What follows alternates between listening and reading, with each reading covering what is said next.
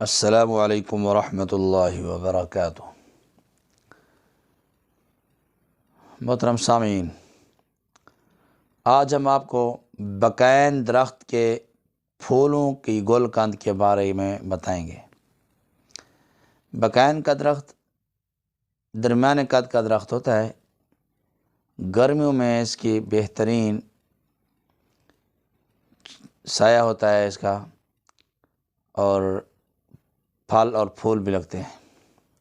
پھل لگنے سے پہلے پھول لگتے ہیں۔ بڑی خوشبو ہوتی ہے بقین کے درخت کے پھولوں کی، چھوٹے چھوٹے پھول ہوتے ہیں۔ یہ اس کے جو پتے ہوتے ہیں وہ نیم کے درخت کے پتوں سے ملتے جلتے ہیں، اور اس کا پھل بھی نیم کے درخت سے تھوڑا بڑا ہوتا ہے۔ بڑی عمدہ چیز ہے۔ اس کے پتے، پھول، پھل، اس کی جڑیں، تمام چیزوں سے ادویات تیار ہوتی ہیں۔ آج کی ویڈیو میں صرف آپ کو اس کے پھولوں کے گل قند اور اس کے فوائد بتاؤں گا۔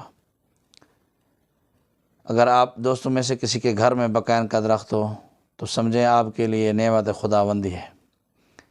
پارک میں ہو یا کہیں بھی ہو تو آپ اس کے تازہ پھول، جب پھولوں کا موسم ہو، تازہ پھول آپ اکٹھے کر لیں، اس کا وزن کر لیں۔ وزن کرنے کے بعد آپ نے ڈبل وزن چینی ڈال لینی ہے۔ اس کے بعد معروف طریقہ سے پھولوں کو اور چینی کو ملا کر مسلنا ہے بڑے برتن کے اندر، بڑی پرات کے اندر۔ اس کے بعد آپ نے ڈبہ کے اندر اسے محفوظ کر لیں۔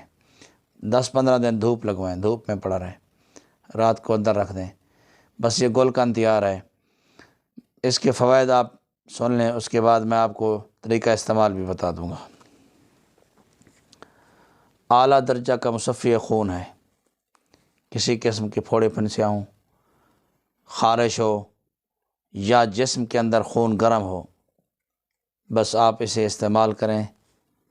بڑے ہوں تو صبح و شام 1-1 چمچ، چھوٹے ہوں تو آدھا چمچ استعمال کریں، اور 5 سال سے لے کر 10 سال کے بچے 1/4 چمچ صبح و شام استعمال کریں۔ دوسرے نمبر پہ خون کی خرابی کا مؤثر ازالہ کر کے، خون کی خرابی کا خاتمہ کر کے انسان کو صحت مند بنا دیتا ہے۔ جگر کے لیے، یرقان کے لیے بے حد مفید ہے، معدہ کے لیے بھی بے حد مفید ہے۔ عرق النساء کے عارضہ میں بدرجہ غایت مفید پایا جاتا ہے۔ ہوا قسم کی بواسیر میں اس کا استعمال تریاق کا ساتھ رکھتا ہے۔ بلغمی کھانسی کو دور کرنے کے لیے لاجواب چیز ہے۔